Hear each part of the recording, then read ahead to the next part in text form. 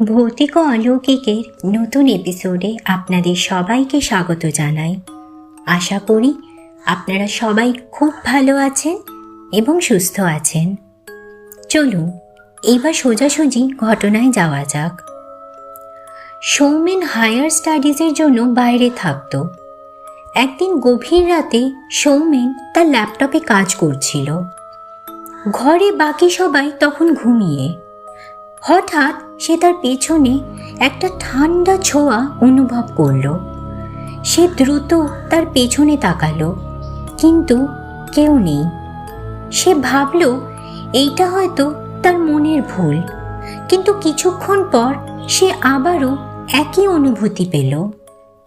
তার শিরদাঁড়া দিয়ে ঠান্ডা স্রোত নেমে গেল। তার মনে হলো কেউ যেন তার কানের কাছে ফিসফিস করে কিছু বলছে। ভয়ে তার শরীর হিম হয়ে গেল। সে ধীরে ধীরে মাথা ঘুরিয়ে দেখল তার বিছানার কোণে একজন বৃদ্ধ লোক বসে আছেন। তার মুখটা ফ্যাকাশে, চোখ দুটো ঢোকানো, চুলগুলো এলোমেলো। সৌমেন কথা বলতে চাইল, কিন্তু তার গলা দিয়ে কোনো শব্দ বের হলো না। বৃদ্ধ লোকটি তার দিকে তাকিয়ে এক বীভৎস হাসি হাসল। তারপর সে ধীরে ধীরে বিছানা থেকে নেমে সৌমেনের দিকে এগিয়ে আসতে লাগল। সৌমেন চেয়ার থেকে লাফিয়ে উঠল, দরজাটা খোলার চেষ্টা করল, কিন্তু দরজাটা যেন আটকে গেছে। বৃদ্ধ লোকটি আরও কাছে চলে এলো, তার ঠান্ডা হাত সৌমেনের কাঁধে রাখল। সৌমেন অনুভব করল তার শক্তি যেন নিস্তেজ হয়ে আসছে।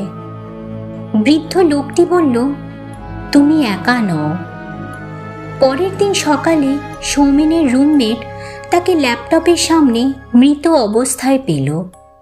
তার মুখে এক চরম ভয়ের ছাপ, আর বিছানার কোণে একটা পুরনো ময়লা ধুতি পড়েছিল, যেটা আগে সেখানে ছিল না। সৌমেনের রুমমেট তার ল্যাপটপ ঘেঁটে দেখে পুরো ঘটনাটা রেকর্ড হয়েছে। সেইখান থেকেই সে জানতে পেরেছে। এই ছিল আজকের ঘটনা।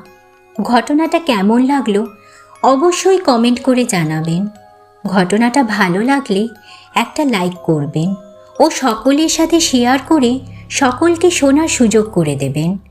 চ্যানেলে নতুন হলে চ্যানেলটাকে সাবস্ক্রাইব করে দেবেন। কথা হবে আবারও আগামী শনিবার। সকলে ভালো থাকবেন। আমি রুনিয়া আপনাদের জানাই শুভরাত্রি।